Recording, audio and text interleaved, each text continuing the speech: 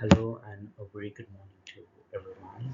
So this is for my assessment number two of I will explain about the Take Rise Financial about the breach that happened and the things which are important in it. So yes, I will go ahead. As you are well aware, that the company, Rise Financial, that they are currently facing a significant cybersecurity incident. So it's like today I'm presenting a comprehensive crisis response plan for Rise finance, and my goal over the next 10 to 12 minutes is a technical deep analysis about the breach which has happened, but here it's clearly outlined the reality of the situation and all about the precise technical, legal, and communication steps we are taking to neutralize it. So yeah, let's go and begin. Yeah, as shown in this slide about the breach and the threat and the immediate urgency here.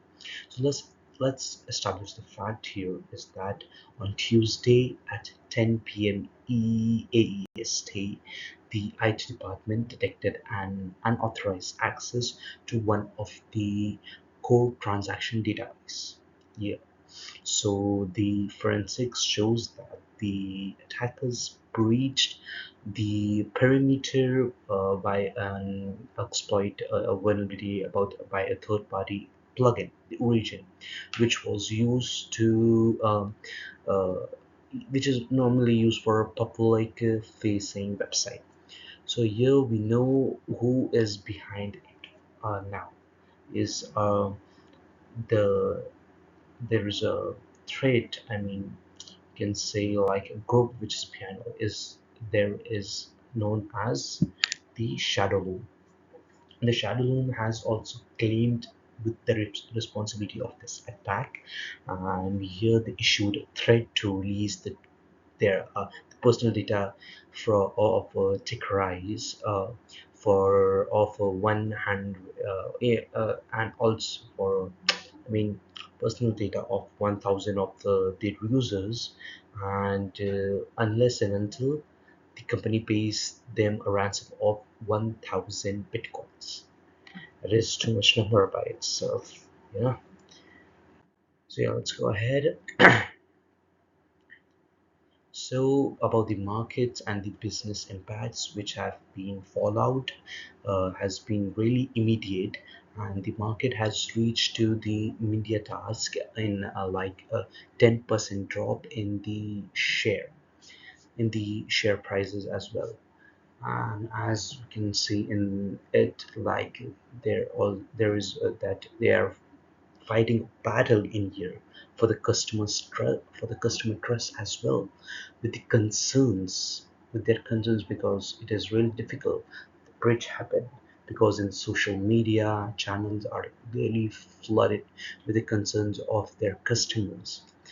Here the major retail which are watching closely to how they handle finally how they handle. So here finally, we can say the regulatory clock is really ticking for them. So, as per Austrac and OAC required a full report within 48 hours. They want the full report in within 48 hours. The stake is high, and the situation is really manageable if they execute the strategy flawlessly. Let's go. Okay, so here, comprehensive response strategy. Here, it is important that they navigate this and they initiated a three-pillar response strategy. So they cannot look at this purely as an IT problem. This is firstly, they need to handle the technical recovery, stopping the breach and securing the very vaults of the site. Second is the legal and compliance of that they're ensuring and they're meeting the strict regularity obligations and manage their liabilities as well. Thirdly, and from my side, important is that strategic communication and controlling the whole narrative internally and externally as well. So, like this, okay, so let's break this down. How technical phase one that contain the eradicate. First pillar is their technical recovery. Their immediate priority was to stop the bleeding first. The next is as soon as the breach was detected, the security team isolate the compromised database from the rest of the corporate network and to quarantine the threat as well to prevent their movement to other critical system so that it does not spread like a virus.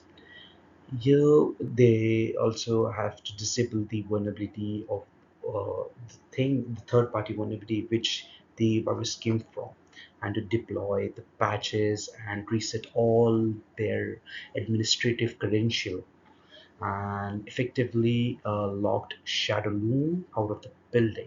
That's the important. So in phase two here, we need to understand that with threat contained, they need to move the restoration and hardening. I'm going to assure that immutable backups are intact. So we are currently, I mean, the company are currently verifying the integrity. I mean, they need to verify the integrity data before uh, restoring or to clean the servers. I mean, no data goes back into the production itself without malware or scanning. So moving forward with fundamentals hardening, it's like a trust architecture is required, like zero trust architecture and enforcing the strict multi-factor authentication everywhere, and also to schedule the independent penetration test to ensure that there are no backdoors left behind.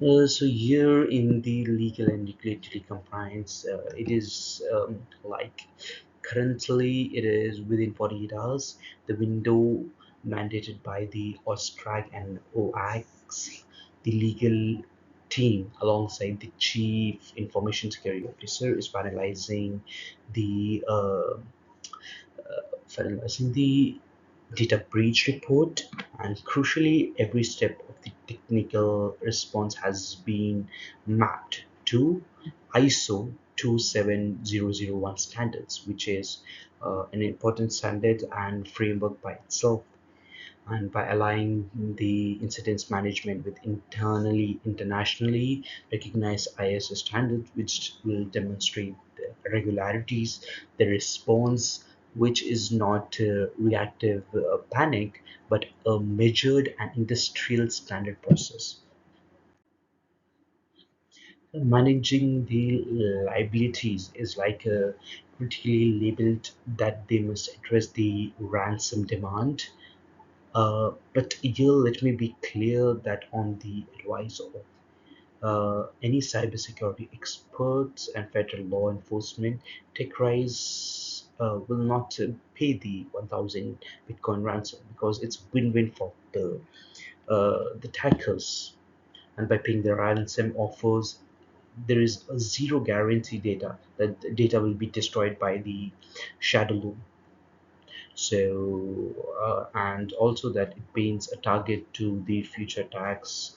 There can be multiple attacks after that as well.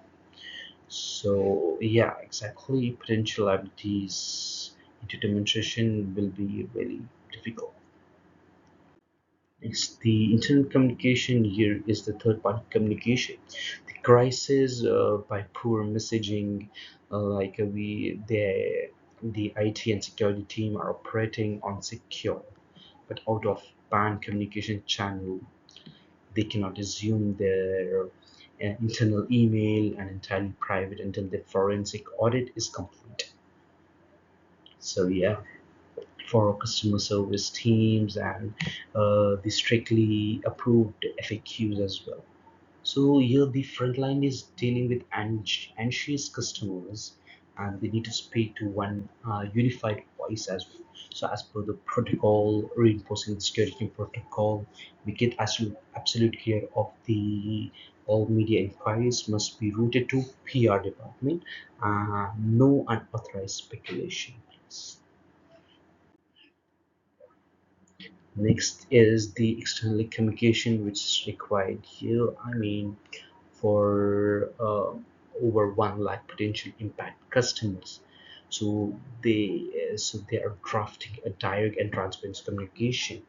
So they will notify them of their risk, but more importantly, they will provide them with solutions, including their complementary credit monitoring services for the next 12 months. So yeah, the broader public and media, they will be issue a unified press release and securing the outline. The uh, swift action will be taken as well. So their own story is on their hand. And the last, I mean, I can say is rebuilding the trust, which is to conclude there is no denying that Shadow Loan breach is a server test for the tech rise financial. However, this crisis defines the company not by the fact that it occurred, but by how the company responds by executing this comprehensive plan. And the as per the securing the technical parameter, the fulfilling the legal obligation under ISO standard, which is really important. Communicating with the absolute transparency is required, and to mitigate the damage, satisfy our regulators, and ultimately rebuild the trust over 2 million users. So they will need to emerge from this more secure than before. Yeah, and that's it from my side. Thank you for your time and focus. That's all I have present my PDF. I mean my PPT. Thank you very much.